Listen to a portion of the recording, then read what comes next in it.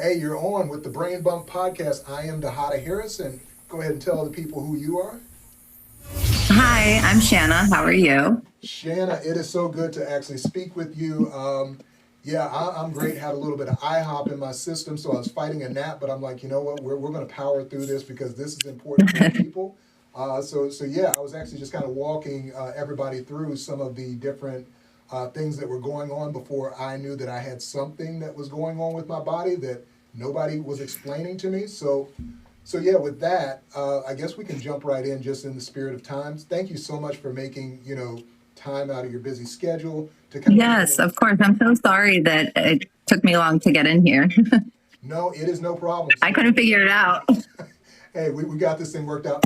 I'm kind of new to the TikTok technology, so I totally understand. So yeah, I totally appreciate that we made this work, and we are going to we're going to go ahead and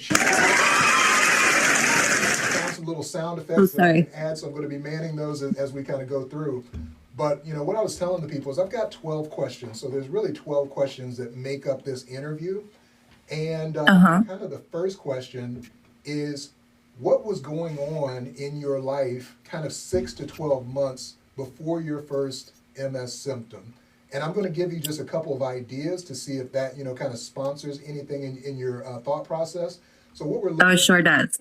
Any infections, any dental procedures, any environmental exposures, any stress, any travel, diet changes, insect bites, or anything like that. But it sounds like you may already have an idea even before I've kind of prompted some of those other responses.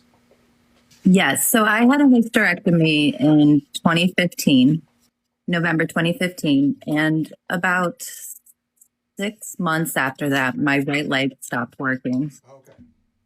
And it took about 2 years for a doctor to figure out what was wrong with me. I'm echoing on everything. Can you hear? Is it echoing on your side? Yeah, I don't hear it on my side. Oh, okay. Then I can deal with it.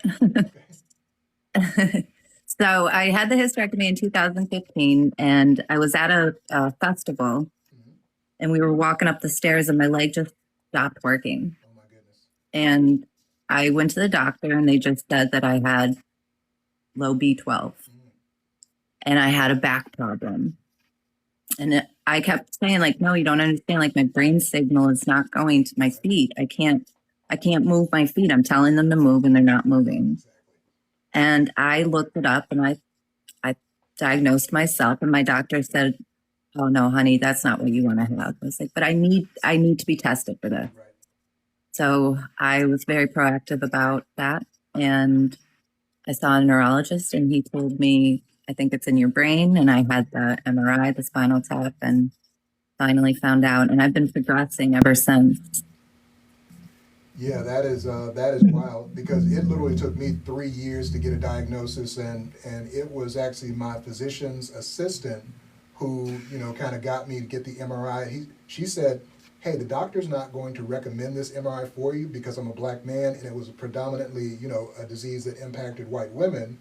And she said, hey, I've got some ideas, so I'm thankful for women and your courageousness to stand up against everything. She said, I've got some ideas. If you ask the doctor for an MRI, he has to give it to you. And I started with the MRI. Then I had the lumbar puncture, which we also call spinal tap. And I had the wonderful idea that I was going to play racquetball, immediately after the spinal tap. And I paid for that tremendously. Ooh, I bet. Yeah, so I couldn't even move after mine. Yeah, so I had that. And then they, put me into the office for the neurologist. And I remember feeling like I had just been committed to jail or some type of position, because they took the picture, and I'm like, I'm in the system. Oh my goodness, this means that this is permanent. And I remember the one question that I had that actually kind of made me cry was, I said, hey, I'm a gym rat. I live in the gym. I'm there, every day. Will this impact my ability to sit in the hot tub or maybe the sauna? And she said, yes, your sauna and your hot tub days are probably done.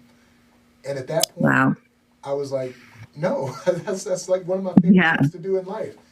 But yeah, it totally felt like I'd been incarcerated, and I didn't have little number plaque saying I'm prisoner 1257B. But I was telling my physical therapist that yesterday. I was like, I feel like I'm in jail in my body.